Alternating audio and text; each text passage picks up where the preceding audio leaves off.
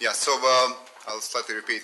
Since it's only the second time we are in CEO Meets Investing in Lithuania, many of you probably are not that familiar with our company, so I'll be going to a little bit of detail about our company.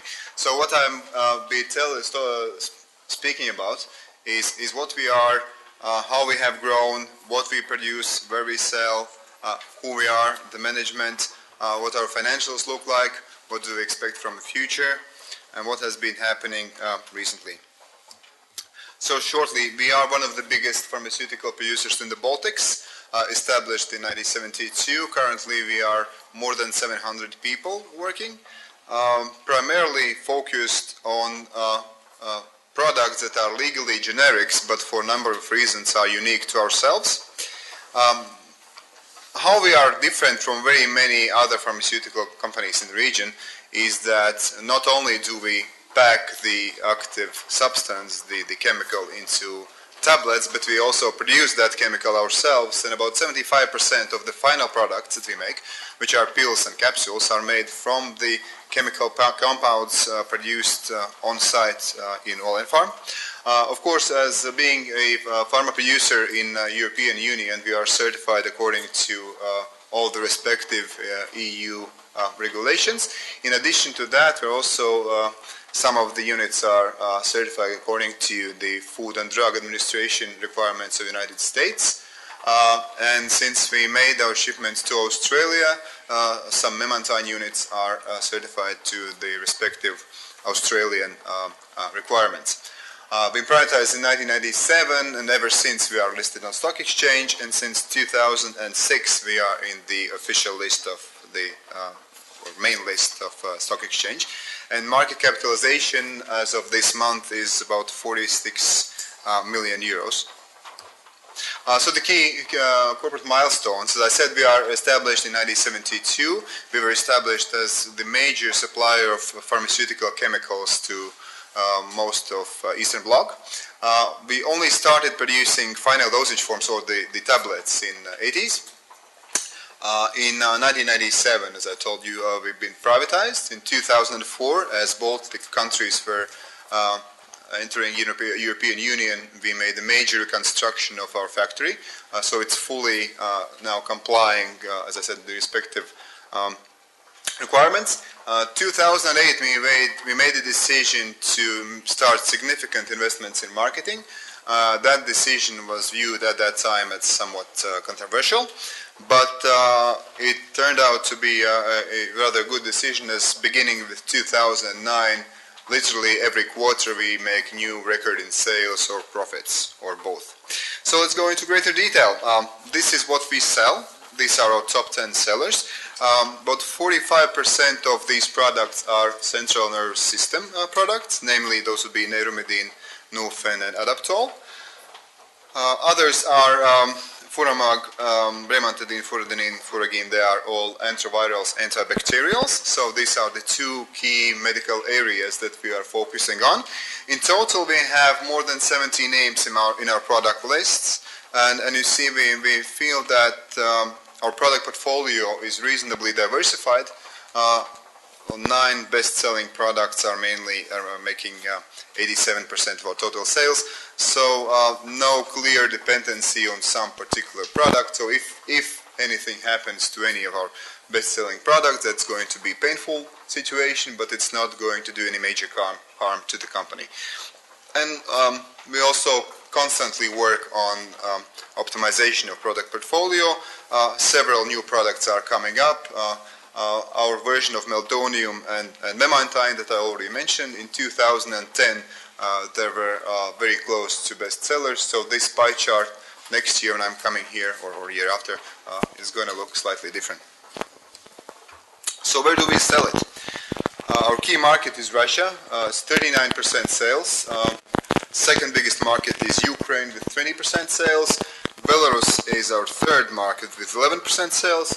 Unfortunately, it's not probably that well seen. Latvia is 7% sales. Lithuania is with 2%. They're number 8 or something. And in the map here, you see the countries. The green countries are the countries that we made some sales since the beginning of 2010. And the blue countries are those countries where we have near future plans. We are either elaborating cooperation contracts with some local players, or we are in process of establishing our rep office, or some products are being registered, or some other development is taking place that will lead to some sort of sales to that market in relatively near future. Sales have been growing, as you will see later. More than 90% are being exported. In all of our key markets, we have representative offices, and all in all, about 300 people are representing our products in those markets. This year, we have already shown considerable growth in countries like Ukraine, Latvia, even in Russia. With all the big numbers, we are growing by 12%. The slide says that we have growth in Belarus too, but that slide was prepared before yesterday, so that might change, obviously. But otherwise, things are in other markets. Things are going reasonably well. So the management team, for most part, are people with significant experience in either pharma or their particular sector. Many of people are from pretty much the team that have privatized.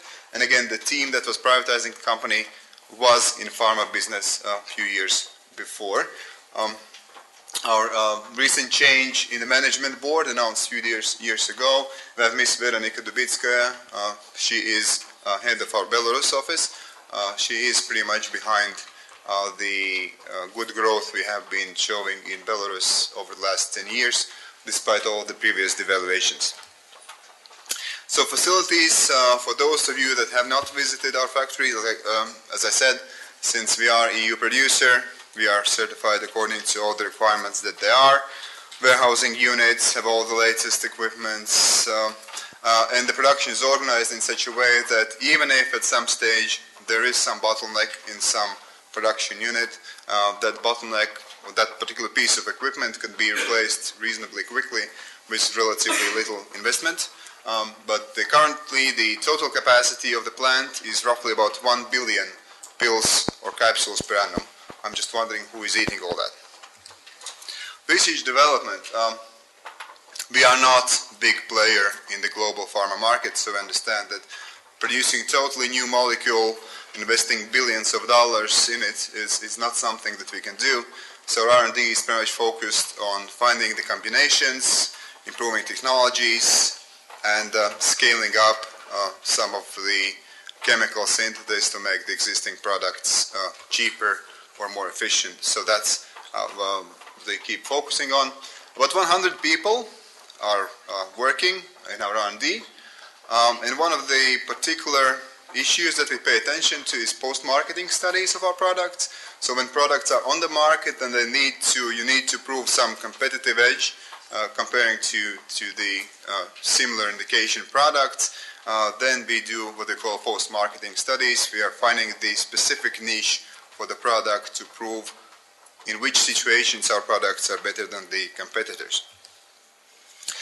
So we believe we have a well-diversified product portfolio. We believe we have a strong regional presence. We are among leaders in several countries.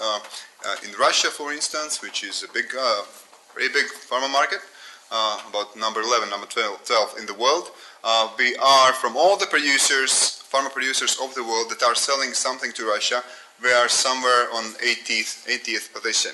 So for a relatively small company in the global terms that we believe that's a very good result. As I said, we believe we are well equipped and well experienced to demonstrate growth, to demonstrate development, and we have a number of reasons to believe that growth will continue.